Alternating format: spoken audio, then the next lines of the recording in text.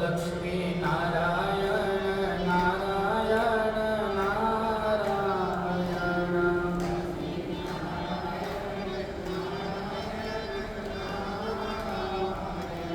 गुरु नारायण नारायण नारायण गुरु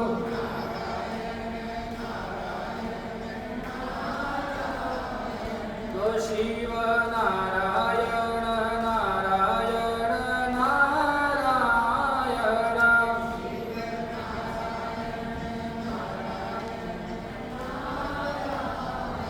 ओ लक्ष्मी नारायण नारायण नारायण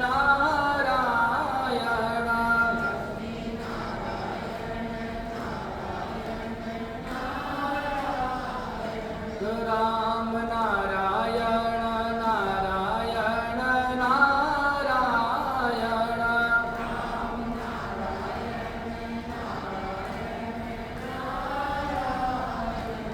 कृष्ण नारायण नारायण नारायण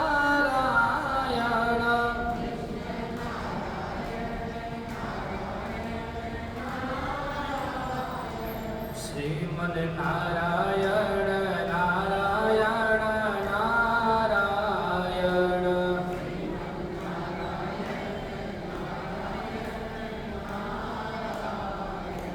श्रीमन नारायण नारायण नारायण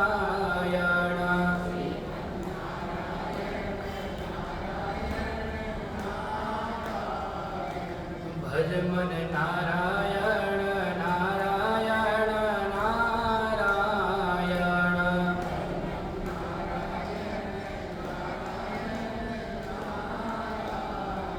बोलिए लक्ष्मी नारायण भगवान की सियावर रामचंद्र भगवान की श्री काशी विश्वनाथ भगवान की कृष्णचंद्र भगवान की जगजननी जगदम्बे मात अनंत बलवंत श्री हनुमान जी महाराज महर्षि श्री वाल्मीकि जी महाराज की कली पावन अवतार गोस्वामी श्री तुलसीदास जी महाराज श्री सद्गुरुदेव भगवान की भारत माता की सत्य सनातन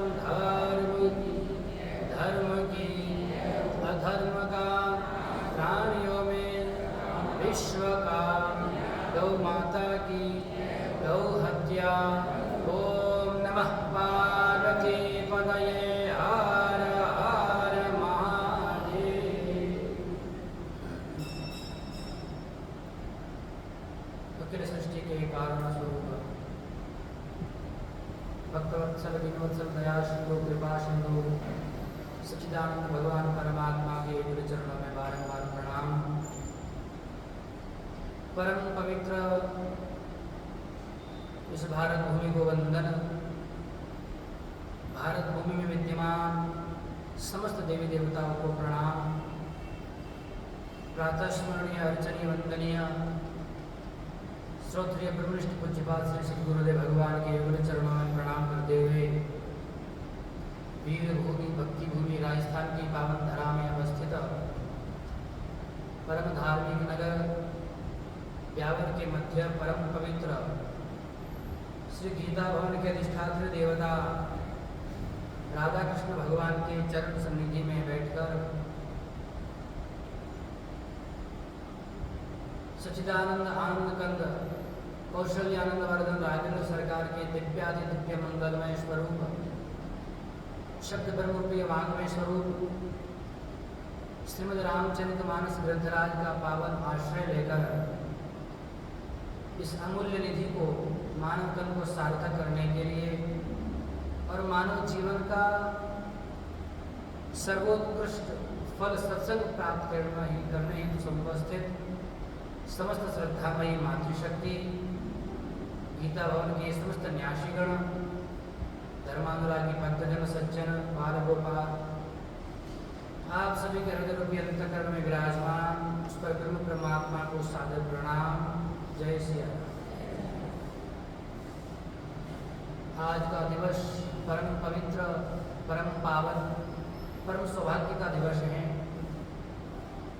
और हम लोग परमात्मा की परम कृपा से इस चातुर्मासिक अनुष्ठान के क्रम में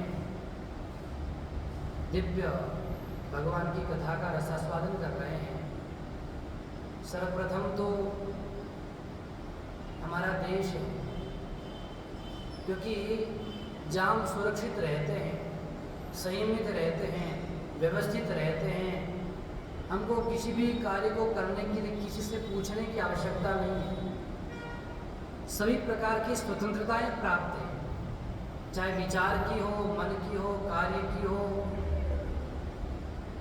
राजनीति की हो, आर्थिक की हो, धर्म की हो, किसी भी प्रकार की स्वतंत्रता हो वह हमें प्राप्त है। और वह क्यों प्राप्त है? हमारे देश के स्वतंत्र होने के कारण। यदि हम स्वतंत्र नहीं हैं तो हमें प्रत्येक कार्यों को पूछ करके करना पड़ेगा। यदि कथा भी कर रहे हैं तो 10-50 लोगों से, अधिकारियों से हमें आज्ञा लेनी पड़ेगी कि हम कर सकते हैं, क्योंकि हम अधीनस्थ हैं, किसी विशेष तंत्र के अधिकार के अंतर्गत आते हैं।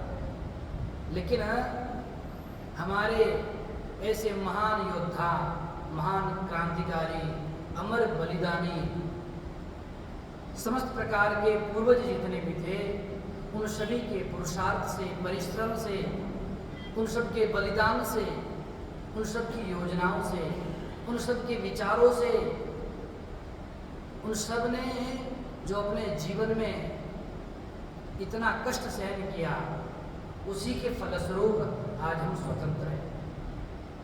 तो प्रथमतः ऐसे समस्त वीर योद्धाओं, क्रांतिकारियों को हम नमन करते हैं, श्रद्धांजलि समर्पित करते हैं कि आपने न जाने कौन कौन से कष्ट सहे होंगे, कितनी यातनाएं सही होंगी, कौन कौन सी योजनाएं बनाई होंगी, किस प्रकार से इस भारत भूमि को ऐसे आतंकी या दुराचारी या वैदेशिक यवनों से आपने मुक्त कराया। आप सभी को प्रणाम करते हैं, हम वंदन करते हैं, बार बार स्मरण करते हैं। हम सब उन सब के आभारी हैं। इसलिए सदैव हमें स्मरण रखना चाहिए कि हमारे ऊपर कैसे कैसे लोगों का उपकार चढ़ा हुआ है। हम सोचते हैं कि चलो हम अपना जीवन जी रहे हैं, अपना पुरुषार्थ कर रहे हैं, लेकिन इस अवस्था को प्राप्त करने के पूर्व में कितने लोगों ने बलिदान दिया है, उसका भी स्मरण करना चाहिए। तो सभी को इस परम पवित्र स्वतंत्रता दिवस की हार्दिक शुभकामनाएं। और स्वतंत्रता का अर्थ क्या होता है? स्वस्य तंत्र इति स्वतंत्र तस्मिन् जीवति इति स्वतंत्रता है, अर्थात हमारा स्वयं का जो तंत्र है, तंत्र अर्थात शासन, एक व्यवस्था, एक नियम, एक कानून, एक संविधान, उसको क्या कहते हैं? तंत्र कहते हैं। तो पहले क्या थे हम? परतंत्र, अर्थात दूसरों के द्वारा बनाया गया जो तंत्र था, दूसरों के द्वारा बनाया गया जो शासन था, उसके अधीनस्थ रहते थे, उनके अनुसार चलना पड़ता था, इसलिए क्या कहते थे? परतंत्र। हम अपना स्वाध्याय नहीं कर सकते थे, हम अपने धर्म का पालन नहीं कर सकते थे, हम समस्त प्रकार से अपने विचारों का आदान प्रदान नहीं कर सकते थे, हम अपने सगे संबंधियों को नहीं मिल सकते थे। बड़ी दुर्दशा थी हमारी, बहुत दुर्दशा। तो उस परतंत्रता से हम स्वतंत्रता की ओर आए, अर्थात हमारा स्वयं का शासन, हमारा स्वयं का नियम, हमारे स्वयं के कानून, हमारे स्वयं की व्यवस्था, उसको कहते हैं स्वतंत्र, अर्थात अपनी व्यवस्था में जीना। तो क्या स्वतंत्रता का मतलब यही है कि हम समस्त प्रकार से आजाद हो जाए? स्वतंत्रता का अर्थ क्या बना? स्वतंत्रता दो प्रकार से, शारीरिक कहें, राजनीतिक कहें, अथवा मानसिक या सांस्कृतिक। यद्यपि शारीरिक राजनीतिक रूप से हम कह सकते हैं स्वतंत्र हैं, लेकिन तथापि मानसिक रूप से उतने स्वतंत्र नहीं हैं जितना होना चाहिए था। क्यों नहीं महाराज? शारीरिक स्वतंत्रता में तो क्या है, हमारा नियम आ गया, हमारे कानून आ गए, लेकिन अब भी ऐसे कानून हैं जिनका आश्रय लेकर हमारे ही लोग प्रताड़ित किए जाते हैं, हमारे ही लोगों को दुख झेलना पड़ता है। वो व्यर्थ के कानून बनाए हुए थे अंग्रेजों के समय, उन्होंने भारतीयों को दंडित करने के लिए अनेक प्रकार के ऐसे कानून बनाए, तो अभी भी ऐसे हैं। लेकिन धीरे धीरे परमात्मा के कृपा से चल रहा है, चलेगा, अच्छा होगा। लेकिन मानसिक स्वतंत्रता तो हम सबको निश्चित रूप से सदैव ग्रहण करनी ही चाहिए। क्या है? सांस्कृतिक, हमारी वेशभूषा, हमारी जीवन शैली, हमारा रहन सहन, हमारा आचरण, धर्म का पालन, ये सब क्या है? मानसिक स्वतंत्रता है। कहते अंग्रेज तो चले गए लेकिन उनके भूत पीछे छोड़ के चले गए। इसलिए महाराज अभी सब जगह देखो तो केवल अंग्रेजी में ही चर्चा करेंगे। अभी परमात्मा ने, परम पिता ने, हमारे पूर्वजों ने कितनी सुंदर हमारी भाषा शैली है, इतना सुंदर हमारे शब्द ग्रंथ हैं, हम उनका आचरण करें, क्यों ना करें? आजकल विद्यालयों में ये धर्म ग्रंथ पढ़ाए ही नहीं जाते, इनकी शिक्षा ही नहीं दी जाती है। पहले गुरुकुल पद्धति थी, उस गुरुकुल पद्धति के अनुसार सब कुछ सिखाया जाता था, लेकिन धीरे धीरे इन लोगों ने सब समाप्त कर दिया। इसलिए आज लोग परेशान इधर उधर भटक रहे हैं। प्रत्येक व्यक्ति के घर में प्रतिदिन सत्संग हो सकता है, इतने तुम्हारे शब्द ग्रंथ है, जीवन पर्यंत अध्ययन करे तो भी समाप्त होने वाले नहीं। तो यही मानसिक रूप से हम स्वतंत्र हो, अपने जीवन शैली को अपनाएं, अपने धर्म का पालन करें, अपनी वेशभूषा पर हम गर्व करें, अपनी संस्कृति पर गर्व करें, क्योंकि भारत तभी है जब इसकी संस्कृति बची रहे। संस्कृतेन सुसंपन्नम भारतम भारतम उच्यते, संस्कृतेन विना देश केवल च इंडिया उच्यते। एक नाम और दिया इंडिया। अब इंडिया का क्या अर्थ है आज तक पता नहीं। अच्छा ये बताओ, आपका नाम रमेश है, आपका नाम सीता है, गीता है, तो क्या अंग्रेजी में नाम बदल जाएगा? वही रखेंगे ना, सीता गीता। तो हमारे भारत देश का नाम यदि भारत है तो अंग्रेजी में इंडिया कैसे हो गया?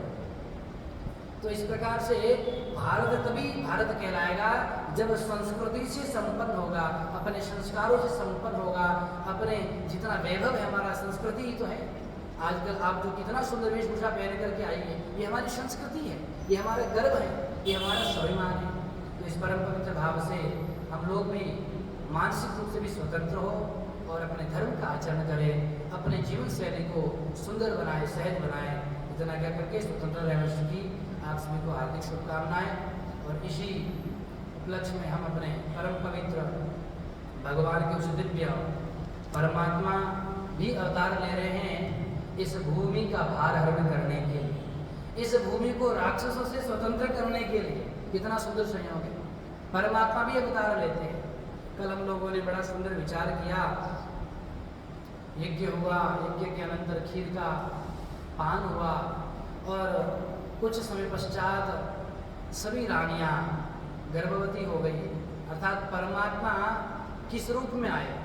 परमात्मा एक दिव्य तेज पुंज का आश्रय लेकर के माताओं के गर्भ में प्रवेश किए। और जब देखा प्रवेश किए परमात्मा, उस समय सारे जितने देवता थे, जितने सब लोगों ने भी परमात्मा से प्रार्थना की। देखो परमात्मा के अवतरण का हम लोगों ने बताया था कि तिथि क्या है, इस मानस के अवतरण की तिथि क्या है, सब एक ही समय हुआ।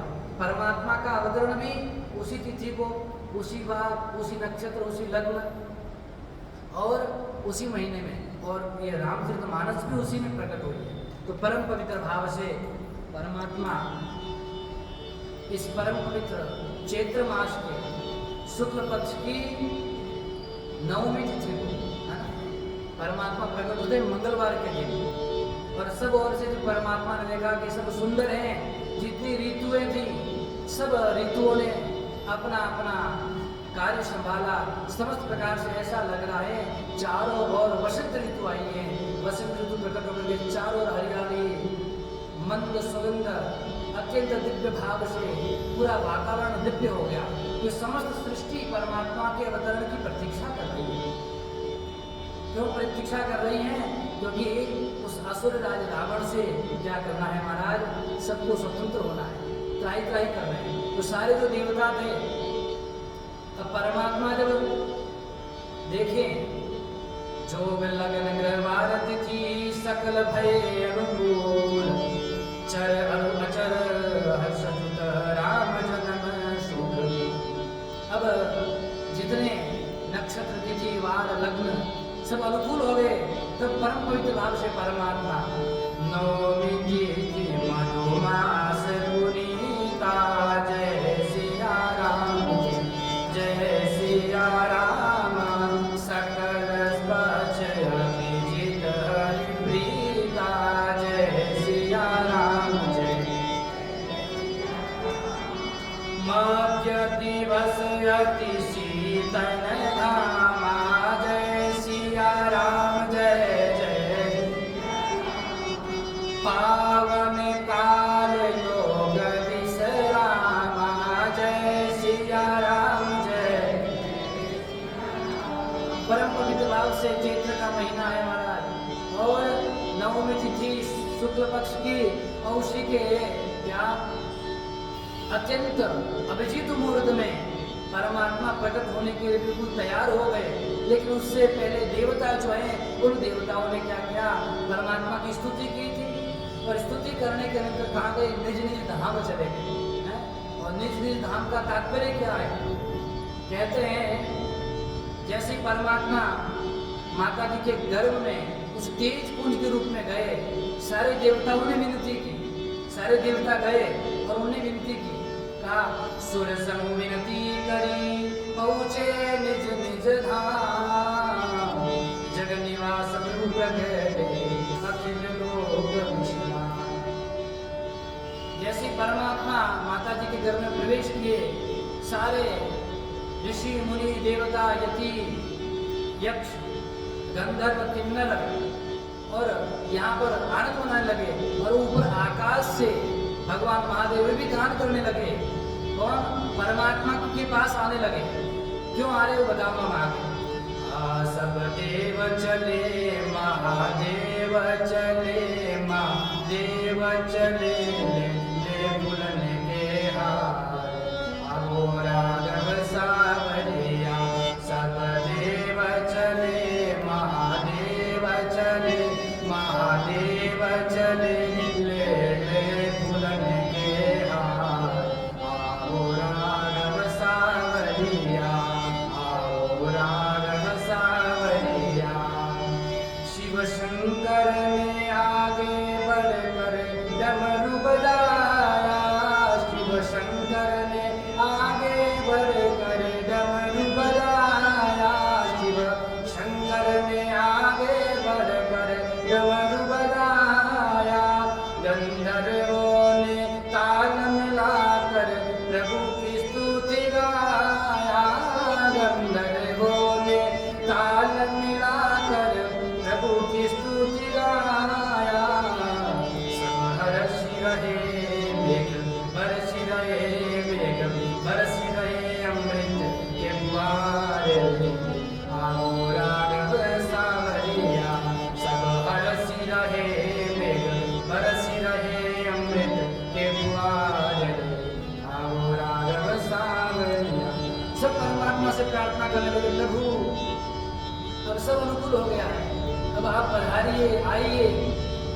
और जैसे परमात्मा ने कहा ठीक है मैं आता हूँ, तो सारे देवता थे क्या गए, निज निज धाम चले गए। हमारा निज निज धाम का क्या तात्पर्य है, भगवान को देख करके जाते।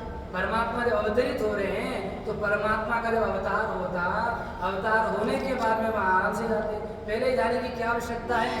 तो कहा निज निज धाम का तात्पर्य क्या है, कहा यद ब्रह्मांडे तत्पिंडे, जो ब्रह्मांड में विद्यमान है वो सारा का सारा इस शरीर में भी विद्यमान है, इस पिंड में विद्यमान है। महाराज ब्रह्मांड में कौन है, सारे देवी देवता रहते हैं, भगवान शंकर विष्णु ब्रह्मा जी इंद्र वरुण सारे सूर्य अग्नि चंद्र सारे देवता रहते हैं। तो जो ब्रह्मांड में रहते हैं वो इस धाम में इस पिंड में भी रहते हैं। तो निज निज धाम का तात्पर्य क्या है, परम पिता। देखो हमारे शरीर में भी देवता विद्यमान रहते हैं, हमारे शरीर में जितनी इंद्रियां हैं उन इंद्रियों के अधिष्ठात्री कौन है, देवता है। नेत्र में सूर्य रहते हैं, बुद्धि में ब्रह्मा जी, अहम में भगवान शंकर, मन के देवता चंद्रमा और वाणी के अग्नि और रसना के जिह्वा के कौन है? वरुण देवता महाराज। ये सारे देवता हैं। तो किसी व्यक्ति ने कहा महाराज कल्पना करते हो फालतू की, आपने ऐसी कल्पना की है। महाराज ये कल्पना ही नहीं है, ये हमारे ऋषियों की खोज है। ऋषि कौन? ऋषि जो रिसर्च करे वो ऋषि। भाई ऋषि क्या करते थे? रिसर्च करते थे। वैज्ञानिक हमारे वो ऋषि हैं। इन ऋषियों ने खोज की है। ये सत्य ही नहीं परम सत्य है, केवल कल्पना मात्र नहीं है। तो महाराज बताओ फिर कल्पना इनमें कैसे? तो महाराज ने कहा देखो, इस वाणी के देवता कौन है? वाणी के देवता है अग्नि देवता। तो महाराज ने कहा कोई व्यक्ति बहुत बोलता हो, बहुत प्रलाप करता हो, बहुत विचार करता हो, उसको ले जा करके पानी में डुबाओ और पानी में डुबा करके उसको बोलो अब बोलो क्या बोल रहे थे। तो जब पानी में जाएगा तो बोल पाएगा क्या महाराज? नहीं बोल पाएगा। क्यों? क्योंकि अग्नि के ऊपर पानी डालोगे तो अग्नि क्या होगी? बुझ जाएगी। बुझती कि नहीं बुझती? तो बोल नहीं पाएगा। इसलिए वाणी के लिए अग्नि की आवश्यकता। अग्नि देवता जब समर्थ होंगे, इसलिए जिसके वाणी जिह्वा तो है लेकिन बोल नहीं पाते लोग, क्योंकि उसके अधिष्ठात्र देवता अग्नि देवता विराजमान नहीं है। इसलिए और का महाराज मुंह में पानी आता है। आता कि नहीं आता? सबके रबड़ी का नाम ले लो, गुलाब रसगुल्ला। आज जो ऐसी स्वतंत्रता दिवस है, खूब प्रसाद बटेगा तो महाराज मुंह में पानी आता है सबके। तो ये पानी क्यों आता है? इसका क्या कारण है? पानी इसलिए आता है क्योंकि हमारी जो रसना है, जिह्वा है, इसके देवता कौन? वरुण देवता है, इसलिए जल आता है।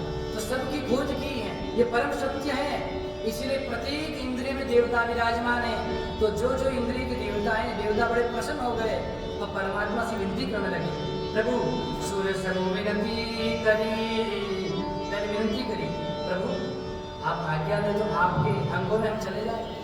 आप माता के गर्भ में जाने वाले हैं, यहाँ चले गए हैं, अब आपके अंगों में हम चले जाएंगे तो आपका कार्य भी जो है मनुष्य रूप में जाएंगे तो बड़ा दिव्य प्रकार से होगा। इसलिए पहुंचे निज निज धाम। तो महाराज भगवान शंकर अहम में विराजमान हो गए, ब्रह्मा जी बुद्धि में विराजमान हो गए, इंद्र हाथों में विराजमान हो गए। सूर्य चंद्र ने कहा प्रभु आपकी आज्ञा तो नेत्रों में चले जाए। सूर्य नेत्रों में आ गए, मन में कौन? चंद्र देवता आ गए। इसी प्रकार वाणी में अग्नि देवता और रसना में वरुण देवता। तो सारे देवता पहुंचे निज निज धाम और तब जगन निवास प्रभु प्रगटे अखिल लोक विश्राम। जब सारे देवता अपने अपने स्थानों में चले गए महाराज, तब जाकर के परमात्मा प्रकट हो गए। भगवान शिव माता पार्वती से कह रहे देवी देखो वो प्रकाश पुंज के रूप में परमात्मा माता कौशल्या के गर्भ से प्रकट होने वाले।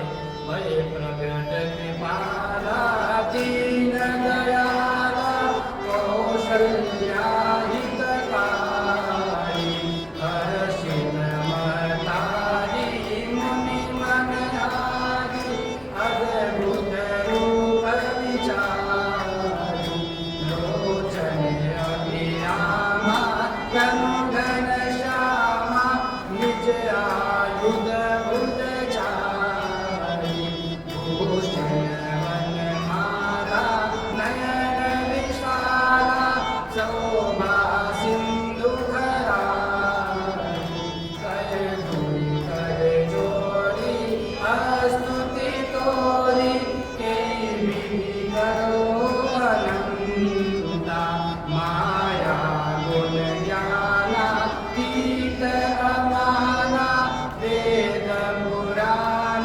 बनंता करुणा सुख सागर सब गुण आगर जैविकी गाम श्रुति संता सोम महित लागी जन अनुरागी भयं प्रकट श्रीकंता भयं प्रकट श्रीकंता।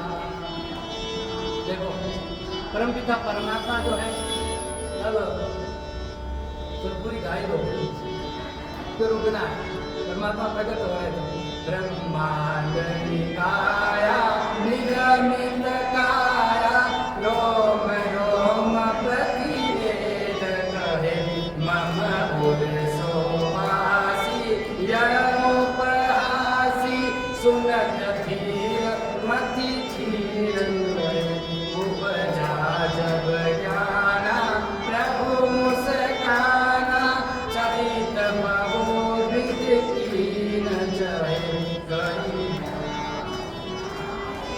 मात बुझाई जे प्रकार सुधि प्रेम रहे।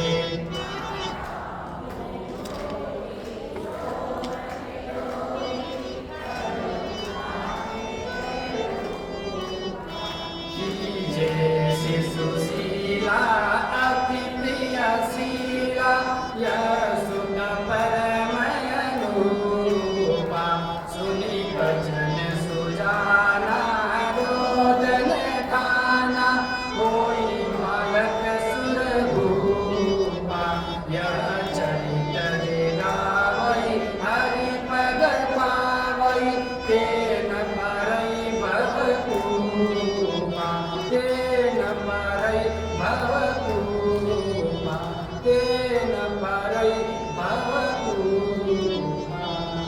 परम पवित्र भाव से परमात्मा क्या हो गए, प्रकट हो रहे। जैसे परमात्मा प्रकट हुए तो महाराज सामान्य रूप में प्रकट नहीं हुए। कैसे प्रकट हुए परमात्मा? चतुर्भुज रूप में सशंक चक्रम सग्रीति कुंडलम सपीत वस्त्रम सरसिवेक्षणम सार वक्षस्थल कौस्तुभस्यम नमामि विष्णु शिरसा चतुर्भुज। संग चक्र गदा चक्रपाणी समस्त लेकर के जितने आयुध हैं समस्त आयुधों के साथ में परमात्मा प्रकट हुए। जैसे ही समस्त आयुधों के साथ में परमात्मा प्रकट हुए तो महाराज माता जी तो डर गई, ये क्या हो? इतने अनंत परमात्मा और जैसे प्रकट हुए तो माता जी ने कहा प्रभु आप प्रकट तो हुए। माता जी प्रसन्न तो हुई लेकिन फिर भी उदास है। तो भगवान ने कहा भैया आपने कहा था मैं आपके पुत्र रूप में आऊं, मैं पुत्र रूप में आया हूं, अब तो प्रसन्न होना चाहिए। बोले पुत्र रूप में आयो कि पिता बन करके आया हूं? लोग कहेंगे देखेंगे तो उपहास करेंगे कि मेरे कोख से आप जन्म लिए हैं। चतुर्भुज इतना विराट रूप, महाराज विराट रूप में परमात्मा प्रकट हुए हैं। इतने विराट रूप में प्रकट हुए हैं कि एक परमात्मा का जो है सिर है वो ब्रह्मांड में और ठाकुर जी की जो चरण है वो पाताल में। इतना बड़ा विकट विराट रूप देख करके माता जी ने कहा कोई बेटा तो नहीं कहेगा, भरत जरूर कह देगा कि पिताजी आए साक्षात। तो वास्तव में पिताजी है संसार के, तो पुत्र रूप में आए तो बालक की तरह आओ कम से कम पिता बन करके माता। अच्छा मैं तो क्या करूँ भाई? बोले ऐसा करो बालक आता है तो छोटा होकर के आना, इतने बड़े मत होकर के। अच्छा भैया ठीक है मैं छोटा बन जाता हूँ, आप कहते हैं छोटे तो हो गए लेकिन रूप वही, चार भुजाएं संग चक्र हाथ में पीताम्बर धारण की हुई है, मुकुट धारण की हुई है। भैया अब ठीक है? हाँ ठीक तो है लेकिन थोड़ा और संशोधन करना पड़ेगा। तो भैया अब भी? बोले हाँ। बोले छोटे तो हो गए हो, बालक तो बन गए हो, लेकिन चार भुजा वाला बालक देख करके लोग कहेंगे कि अनहोनी हो गई है, इसलिए दो भुजा हटा दो। ठीक है भैया ये दो भुजा हटा देता हूँ। हटा दिया भैया और अब मैं ठीक है? अभी ठीक है। अभी क्या है बालक आता है वो बातें नहीं करता, आप शांत हो जाओ। ठीक है भैया शांत हो। उसके बाद बोले बालक आता तो निर्वस्त्र आता है, बिल्कुल आप तो बिल्कुल पीताम्बर धारण किए हुए गले में मोतियों का हार धारण किए मेरे सामने आए, तो आप कम से कम ये सारा उतारो। ठीक है मैं ये भी मैं हटा देता हूँ। सब प्रकार से हटाया तो कहा अब मैया अब ठीक। बोले अब नहीं। बालक आता तो रोता है। मैया ने समझाया तो भगवान के मैया मेरे पे कौन सी आपत्ति आई जो मैं रोऊं? मेरे को कौन समस्या आई है? अरे प्रभु समस्या आप पे नहीं आई है, समस्या तो आपके भक्तों पे आई है। जब भक्तों पे समस्या आती तो परमात्मा के आशीर्वाद होते हैं, जब परमात्मा रोता है तो भक्तों को आनंद होता है। इसलिए प्रभु जब आप क्या करेंगे, रुदन करेंगे, तब ये समाज ये लोग समझेंगे महाराज कि आप आ गए हैं। इसलिए प्रभु क्या करिए आप जो है समस्त प्रकार से अस्त्र शस्त्र हटाइए, छोटा रूप धारण करिए और अब रोना प्रारंभ कर दीजिए। भैया रोना तो संसारियों का धर्म है, हाँ धर्म संसारियों का है, पर प्रभु संसार बनाया किसने? भैया मैंने बनाया। जब आपने बनाया है नियम कानून किसने बनाए? मैंने बनाया। और आप संसार में आए? हाँ। जब आपने संसार बनाया, संसार के नियम कानून आपने बनाए, तो आपके बनाए हुए संसार में आप स्वयं आए हैं, तो आपको पालन तो करना ही पड़ेगा। बोले मैया ये बात तो ठीक है। इसलिए जगदीश ने जीवों की प्रसन्नता के लिए रोना भी स्वीकार कर लिया। और परमात्मा जैसी माता ने समझाया क्या कि प्रभु अब कीजिए शिशु लीला, शिशु लीला करिए, जिस प्रकार से बालक लीला करता है उस प्रकार से आप लीला करिए। तब परमात्मा ने महाराज उसी समय रोना प्रारंभ कर दिया। दासियां कान लगा के सुन रही थी, जितनी दासियां थी सब के सब दासियां कान लगा के सुन रही थी। और जैसे ही ठाकुर जी ने माता जी ने समझाया रोना प्रारंभ करो, तो रोदन खाना मतलब था अब निश्चय कर लिया कि अब रोऊंगा। ऐसा खाना कि केवल कौशल्या माता के घर में ही रोना प्रारंभ नहीं किया, त्रिभुवन में ठाकुर जी की आवाज पहुंच गई। और जैसे ही दासियों ने सुना महाराज तो दौड़ करके राजा के पास में गई, बधाई हो बधाई हो बधाई हो, बोले सियावर रामचंद्र भगवान रामलला सरकार की, चारों भैया की सब। और दशरथ जी महाराज ने जैसे पता चला महाराज, पता चलते ही दशरथ जी महाराज ने क्या किया, जितने बधाई बाजा बजाने वाले लोग थे, बिरदावली गाने वाले लोग थे, उन लोगों को बुलाया और चारों ओर गान संगीत सब होने लगा, अन्य सब नाच गान होने लगा, सबको बधाई देने लगे। जन्म लिए रघुरैया अवध में बाजे बधैया, तो जन्म लिए रघुरैया अवध में बाजे बधैया, जन्म लिए रघुरैया अवध में बाजे बधैया, बाजे बधैया बाजे बधैया बाजे बधैया, जन्म लिए रघुरैया अवध में बाजे बधैया, जन्म लिए।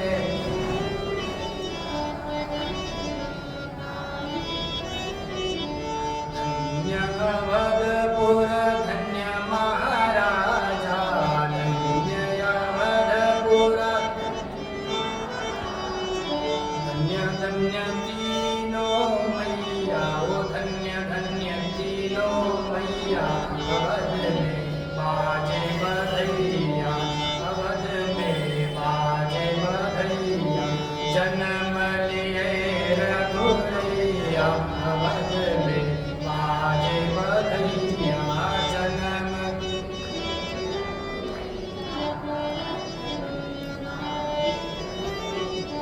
बाजे बधैया बाबा बाजे बधैया, बाजे बधैया, जन्म लिए रघुरैया अवध में बाजे बधैया, जन्म लिए।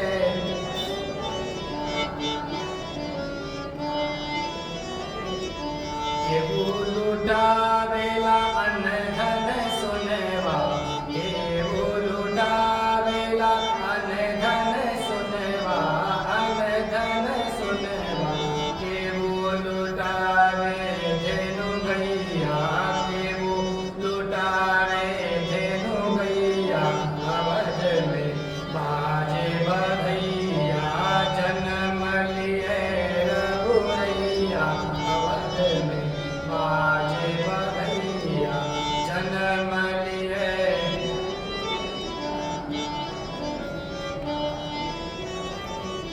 बाजे बधैया बाजे बधैया बाजे बधैया, जन्म लिए रघुरैया अवध में बाजे बधैया, जन्म।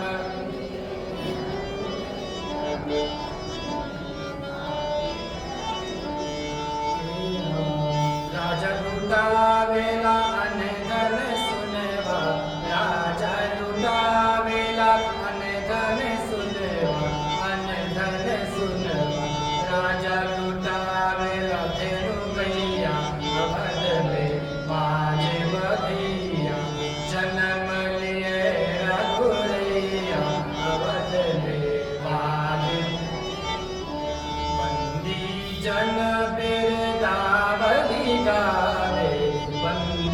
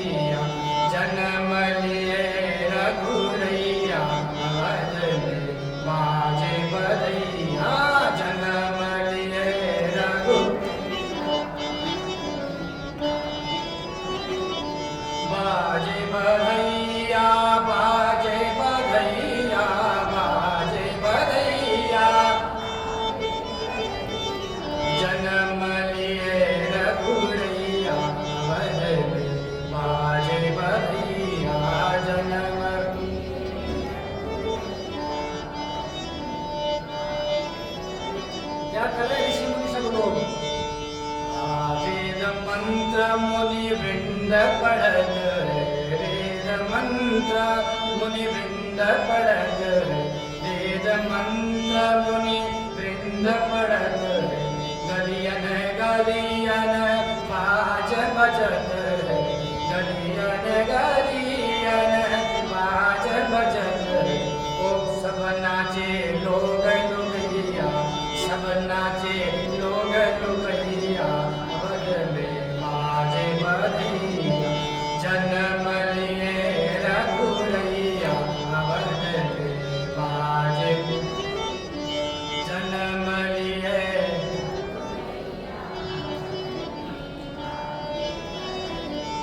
बाजे बधैया, बाजे बधैया, बाजे बधैया,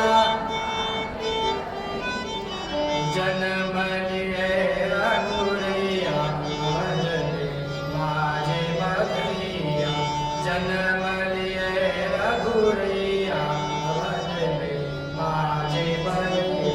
बोले रामलला सरकार की, चारों भैयन की।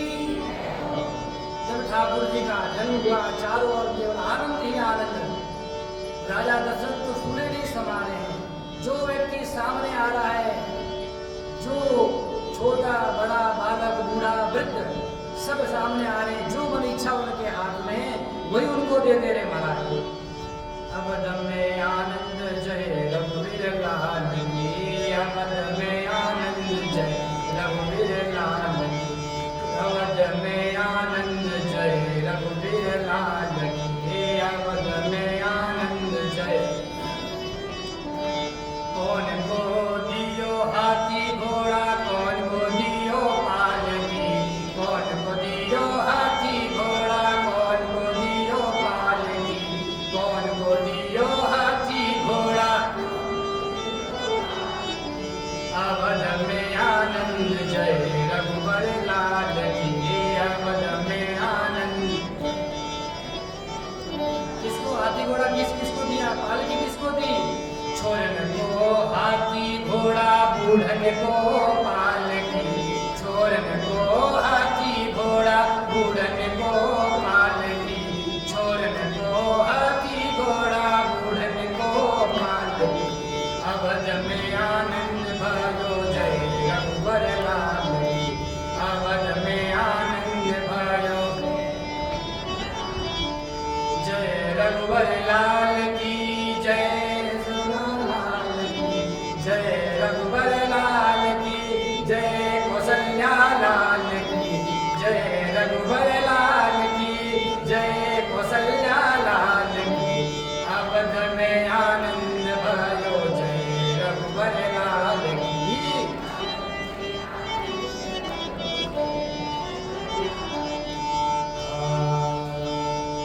लड्डू दियो पेड़ा दियो और दियो लापसी, बोलो लड्डू दियो पेड़ा दियो,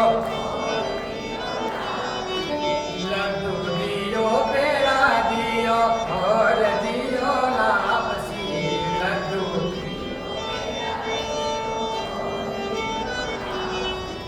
कौन को दियो लड्डू पेड़ा, कौन को दियो लापसी, कौन को दियो।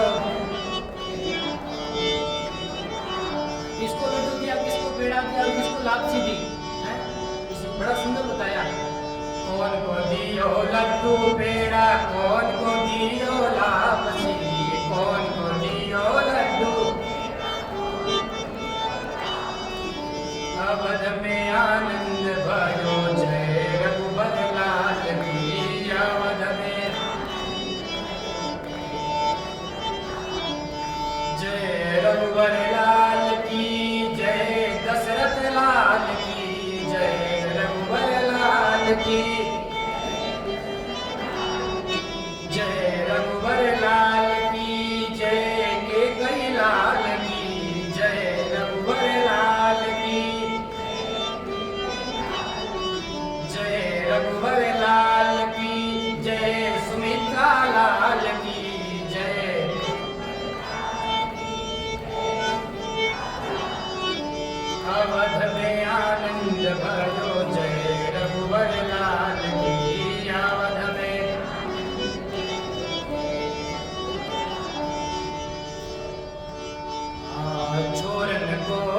लड्डू पेड़ा बूढ़न को लापसी, छोरन को लड्डू पेड़ा बूढ़न को लापसी, अवध में आनंद भयो जय रघुवर लाल की, अवध में आनंद भयो जय रघुवर लाल की, छोरन को लड्डू पेड़ा बूढ़न को लापसी, छोरन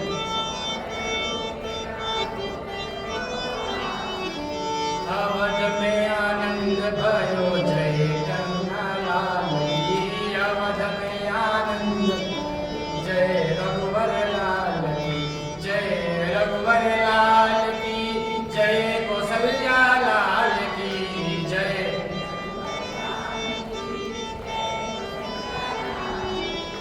अवध में आनंद भयो जय रघुवर लाल की, अवध में बोले राम लला सरकार की, चारों भैयन की, बोले दशरथ जी महाराज की, तीनों मैया की, अयोध्या धाम की, सब संतन की, नमः पार्वती पते हर हर महादेव। इतना आनंद हो गया, इतना आनंद हो गया, सबके लिए अलग अलग बनाया हुआ है, क्योंकि बूढ़े के दांत नहीं कैसे खाएगा लड्डू पेड़ा, तो उनको भी लापसी थी। हाथी घोड़ा कैसे चढ़ेंगे बूढ़े, चढ़ गए तो गिर के नुकसान हो जाएगा, इसीलिए उनको पालकी दी कि आराम से बैठ करके ठाकुर जी के दर्शन की लेगा। इतना आनंद रहा और ठाकुर जी चारों ओर बधाइयाँ बटने लगी, आनंद ही आनंद होने लगा। ठाकुर जी प्रकट हुए। तो महाराज ठाकुर जी आए, पर किस लिए आए, हेतु क्या है, हेतु बताया, बड़ा सुंदर बताया। विप्रथेनु सुर संत हित लीन मनुज अवतार, निज इच्छा निर्मित तनु माया गुण तोमार। परमात्मा आए, विप्र बोलो, विप्र धेनु सुर संत, विप्र अर्थात ब्राह्मण देवता, धेनु गोमाता गोमैया का सेवा करने के लिए ठाकुर जी कृष्ण रूप में भी आते, द्वापर युग में, त्रेता में भी आते हैं। तो विप्र है सुर देवताओं के लिए, देवताओं की हालत खराब है, राक्षसों ने परेशान करके रख दिया है, दुर्बल हो गए हैं। और संत, किसी ने कहा महाराज या भगवान चार के लिए आए, हमारे लिए नहीं आए, ब्राह्मणों के लिए, गोमाता के लिए, संतों के लिए, देवता के लिए। क्या परमात्मा जब जब अवतार लेते हैं महाराज ये बताओ इन चारों के लिए आते हैं क्या? किसी ने कहा हाँ इन चारों के लिए आते हैं। क्यों? तो ये लिखते हैं संत महापुरुष ब्राह्मण पोथी लिख देते हैं, तो इन्होंने अपना ही नाम लिख दिया, हम सब संसारियों को छोड़ दिया, हमारा नाम ही नहीं लिखा कि भगवान हमारे लिए भी आते हैं।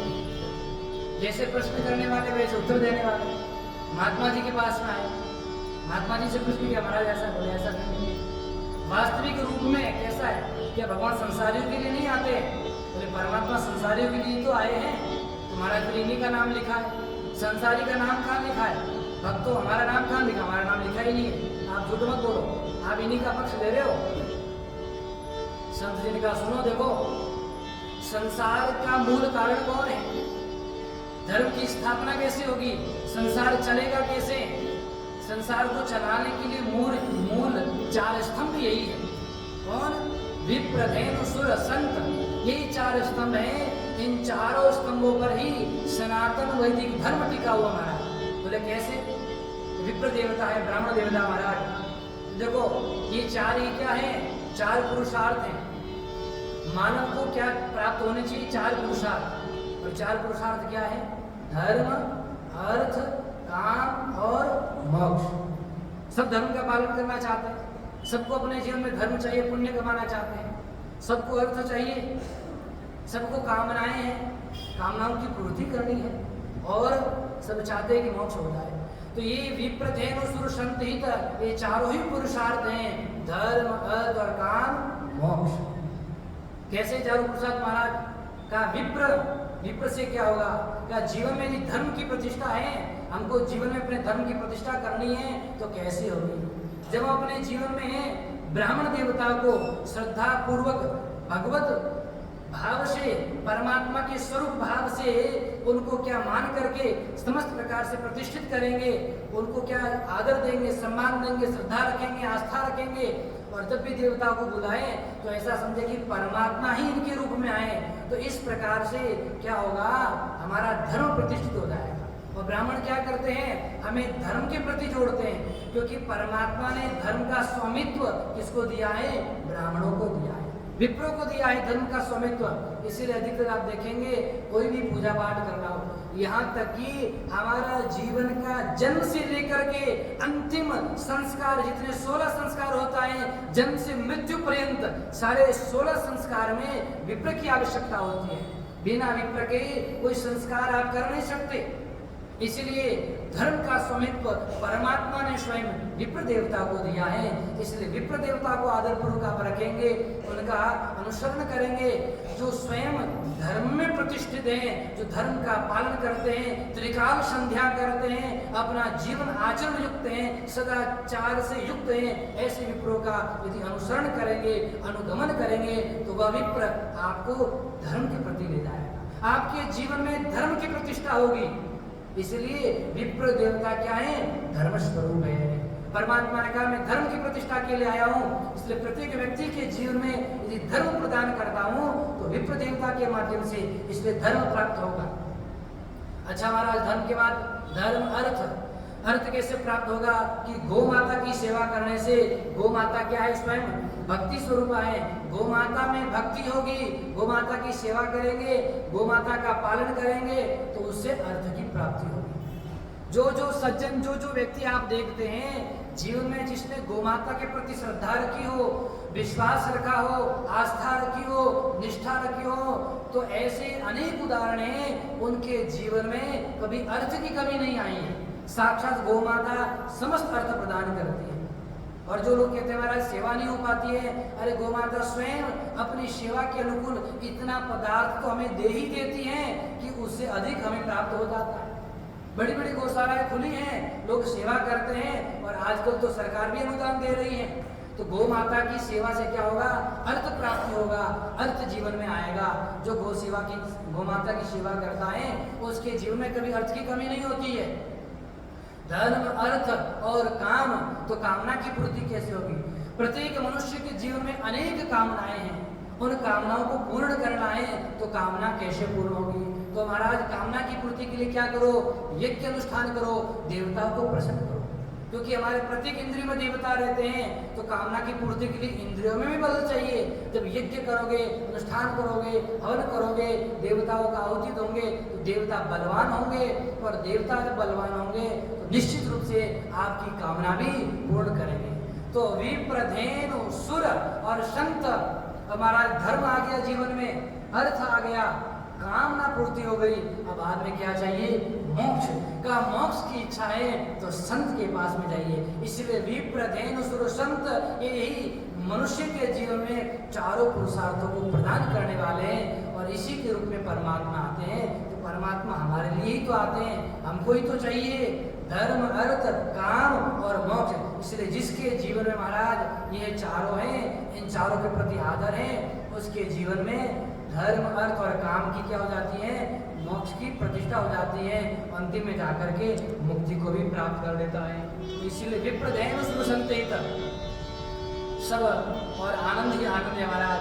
बालक आनंद कर रहे हैं, चारों भैया, इधर कौशल्या मैया ने परम पवित्र भाव से ठाकुर जी को जन्म दिया, उधर कैकेयी मैया ने श्री भरत जी को जन्म दिया, और सुमित्रा मैया ने श्री लक्ष्मण जी और शत्रुघ्न जी को, दोनों को जन्म दिया।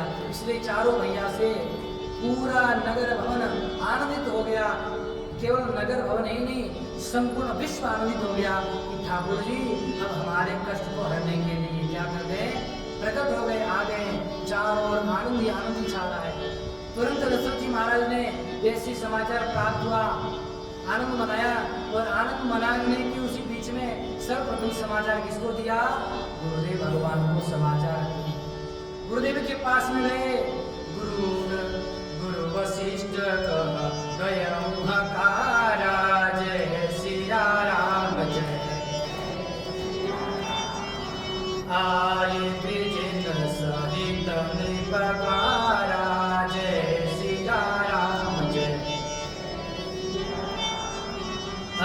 अनुपम बालक देखहि जाई। जय सिया राम जय।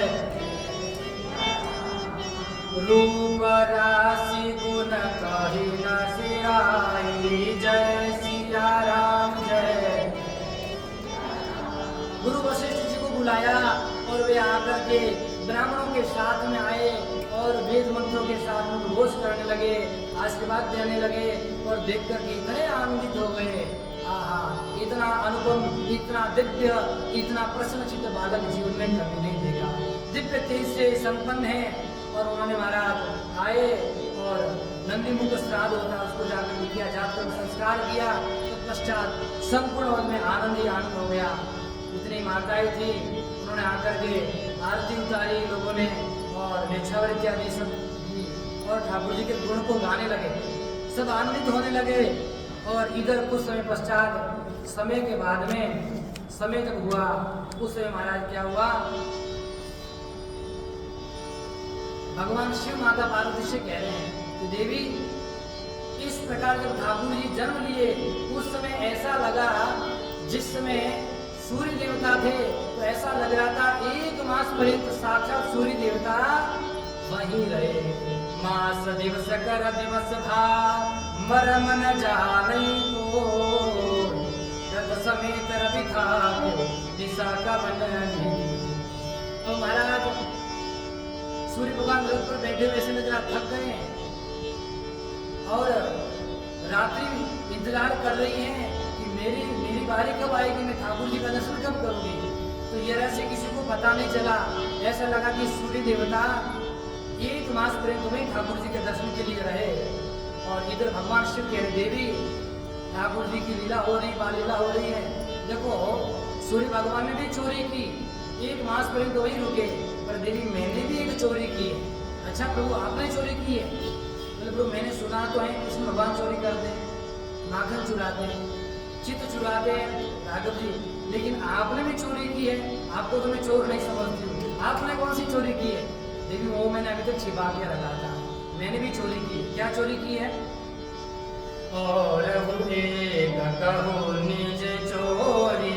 जय सिया राम जय जय सिया राम। सुन धीर जाति दृढ़मति मोरी। जय सिया राम जय जय सिया राम। काक भूसुंडी संग हम दो। जय सिया राम जय जय सिया राम। मनुज रूप जानहि नहीं को। जय सिया राम जय जय सिया राम। भगवान शिव कह रहे थे मैंने भी एक चोरी की है। प्रभु आपने कौन सी चोरी की है? कहा मैं भी एक बार है की बात है, मैं भी गया। कहाँ गया? अयोध्या में गया। और अयोध्या में जाकर के वहाँ ठाकुर जी का दर्शन किया हमने। और मैं अपने शिष्य काकभूषुंडी जी को मैंने साथ में लिया। साथ में लेकर के हमने भी विचार किया कि ठाकुर जी जब अवतार लिए हैं तो हम भी क्या करें, जाकर के ठाकुर जी का दर्शन तो करें। ऐसे परमात्मा स्वरूप परमात्मा है, उनका दर्शन करके हम भी अपने आप को आनंदित करें। देवी मैं भी गया। अच्छा कैसे गए, क्या रूप बनाया? बोले मैंने भी ऐसा रूप बनाया, मदारी का रूप बनाया। कैसे बनाया? मदारी का रूप बनाया। नहीं मदारी नहीं, मदारी तो बाद में आएंगे। ज्योतिषाचार्य बन करके गए था बोले बाबा। और ज्योतिषाचार्य बन करके गए तो काकभूषुंडी को अपना शिष्य बना दिया। और वहाँ पर क्या लगा दिया, बैठ गए, अपना आसन बिछा और बैठ गए। और सामान लग दिया ज्योतिष के, पंचांग वगैरह रख दिए और उपचार बताने लगे। और शिष्य काकभूषुंडी जी थे, वो साथ में थे। तो भोले बाबा ने कहा देखो ऐसे तो दुकान चलने वाली नहीं अपनी, ऐसा करो लोगों को बुलाओ कि ज्योतिषी आए, महान ज्योतिषी आए हैं, सबकी जो समस्या दूर करेंगे। और काकभूषुंडी जी कहा देखो आओ आओ आओ, आपकी समस्या दूर करने वाले ज्योतिषी आए हैं। और जैसे आए भोले बाबा तो हाथ किया, उनको आते देख करके बोलने लग गया अच्छा अभी भी घर से आ रहे हो? बोले हाँ महाराज। तो चना और मूंग खा करके आ रहे? बोले हाँ महाराज। भोले बाबा से क्या छिपा हुआ? अब लोग तो आश्चर्यचकित हो गए, कैसे जान गए? बोले आपके घर में 2 पुत्र हैं? बोले हाँ। बोले एक जो है काम करता है, एक आलसी है? बोले हाँ। अब सब एक दूसरे को कहने लगे। धीरे धीरे पूरे अमर नगर में प्रचार हो गया महाराज। क्या प्रचार हो गया? महान ज्योतिषी आया है। सब लोग हाथ दिखाने लगे महाराज। हाथ में बोले हाथ देखने की जरूरत नहीं है, तुम्हारा सिर देख करके, चेहरा देख करके हम बता देंगे क्या समस्या, कैसे समाधान होगा। अब भोले बाबा ने कहा सुंदर जी ऐसे बात बनने वाली है नहीं, ये छोटे मोटे यजमान है, किसी बड़े यजमान को पकड़ो जो ठाकुर जी के महल तक ले जाए। तो किसी ने ठाकुर जी ने जानकारी की कि यहाँ की दासी वगैरह कहाँ है। तो किसी ने बताया वो आ रही, वो दासी है, वो ठाकुर जी के भवन में कौशल्या जी की दासी है। तो जैसे ही ठाकुर जी को पता चला दौड़ करके गए। देवी बोले हाँ देखो एक महान ज्योतिषी आए हैं। अच्छा आप भी अपना दिखाओ। बोले मुझे कौशल्या माता ने बुलाया है, देरी हो जाएगी। अरे पहले दिखा लो, कोई देरी नहीं होगी, जल्दी देख लेंगे, ज़्यादा समय नहीं लगाते ज्योतिषाचार्य जी, तुरंत देख करके आपको फ्री कर देंगे। बोले अच्छा। ऐसे आई और भोले बाबा ने देखते ही कहा आप कौशल्या माता जी की सर्वश्रेष्ठ अति प्रिया दासी है और माता जी आप पर अत्यंत विश्वास करती हैं, समस्त प्रकार के विशिष्ट कार्य आपको बताती है। बोले हाँ बिल्कुल सही है, ये बात बिल्कुल सही।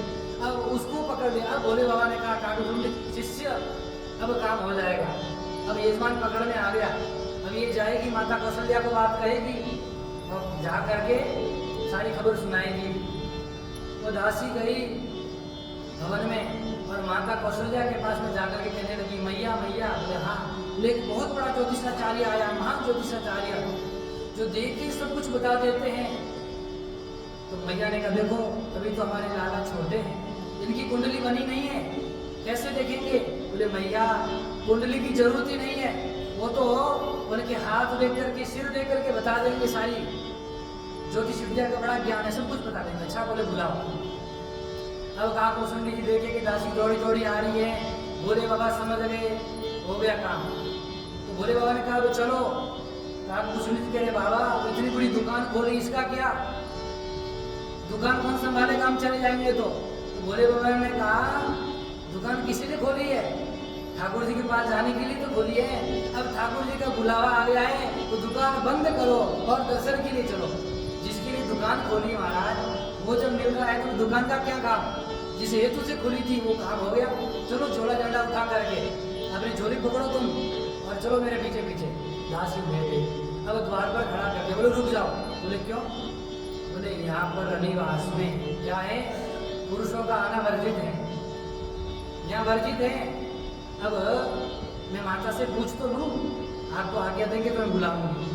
अब आज आगमी गया, अवध आज आगमी गया, कर कल निरखी कत सब गुण गण, बहुतन परिचो पायो। अवध आज आगमी गया, अवध आज आगमी गया।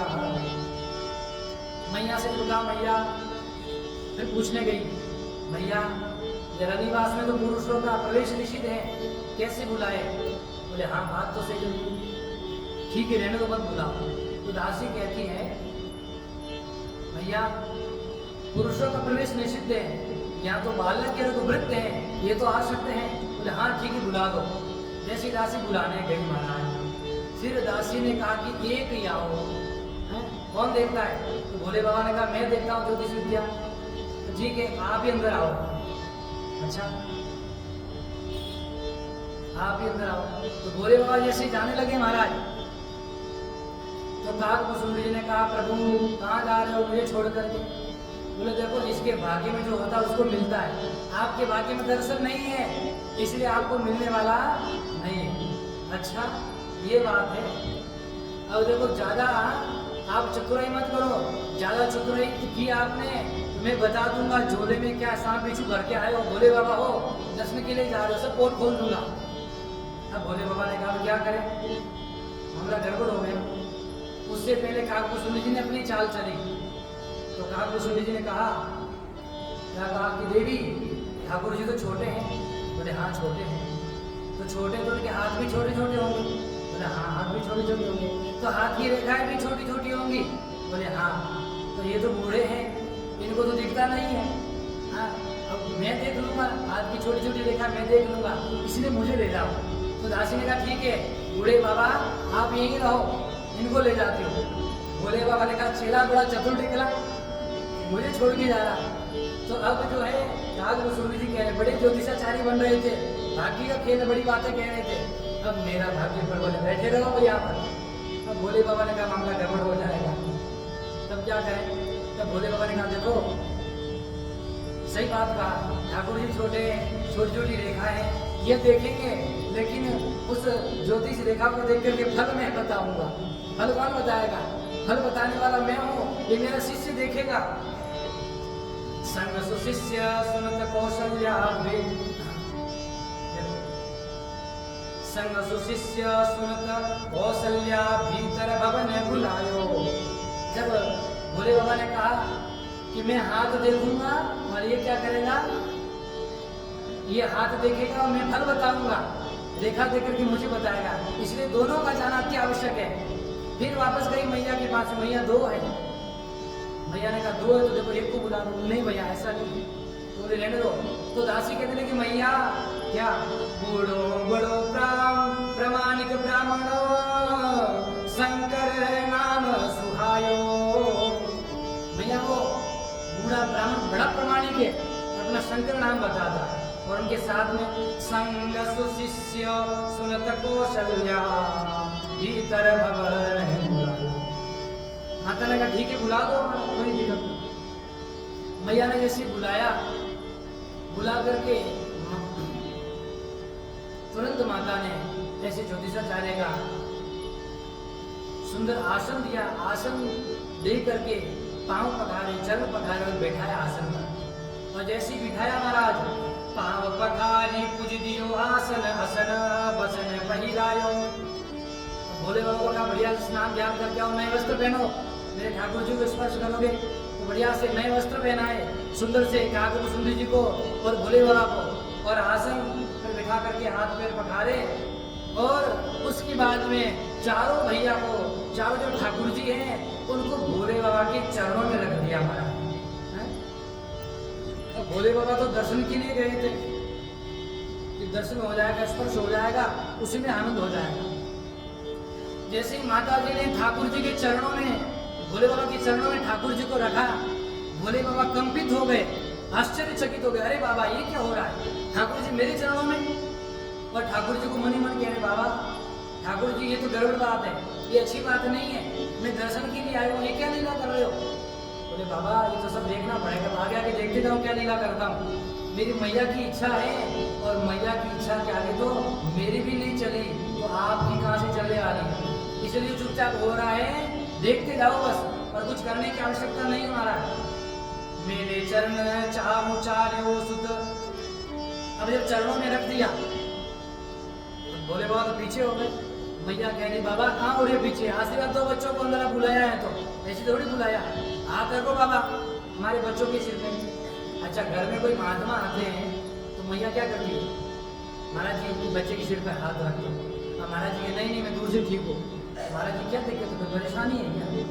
डांटने लगती मैया, हाथ क्यों नहीं रख रहे हो? तो मैया ने कहा महाराज हाथ रखो। भोले बाबा पीछे हो रहे हैं, तो भोले बाबा हाथ रख नहीं रहे थे, भोले बाबा हाथ रख नहीं रहे थे, लेकिन माते हाथ रखी वायो, माता जी ने सिर पे हाथ दिला दिया। अब भोले बाबा कह रहे तो उल्टी लीला हो रही है, उल्टी गंगा बह रही है। जिस परमपिता परमात्मा के चरणों से निकलने वाली गंगा को मैं अपने सिर पर धारण करता हूँ, उस परमात्मा के सिर पर मैं हाथ रख रहा हूँ, ये परमात्मा मेरे चरणों में बैठे हैं, ये बात ठीक नहीं है।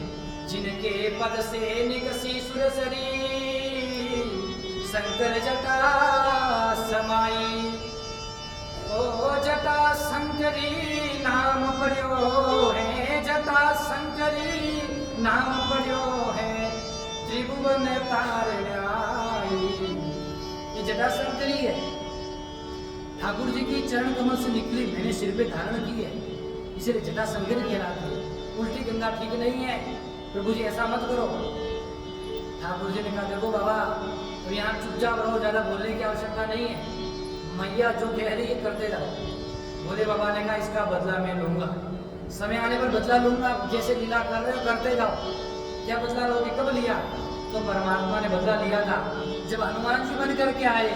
प्रभु पद पंकज कपि केसी साजे, सिया राम जय जय सिया राम, सुमिरि सुदशा मगन गौरीसा, जय सिया राम जय सिया राम।